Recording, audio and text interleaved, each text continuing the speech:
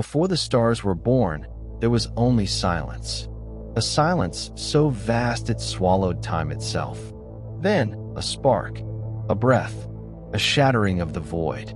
From that first light came everything we know and everything we fear. The cosmos is ancient. So are its secrets.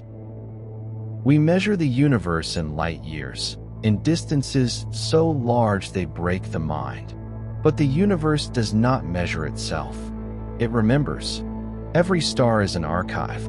Every galaxy, a library of fire. Every black hole, a vault of forgotten truths.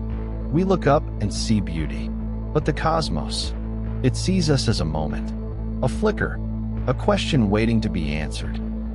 Long before telescopes, before equations, before science had a name, humanity looked into the night and felt something staring back.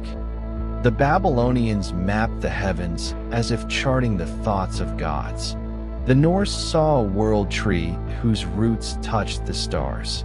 The Egyptians believed the sky was a goddess, arching over creation. They weren't ignorant. They weren't primitive. They were listening. Every myth is a memory. Every legend, a translation. A message carried across centuries.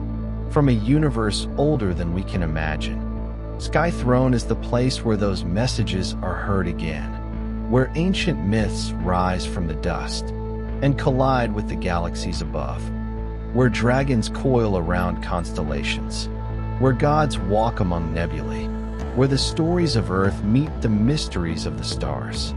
This is not a channel. It is a realm, a throne suspended above the clouds, where the past and the cosmos speak as one. The cosmos is ancient. So are its secrets.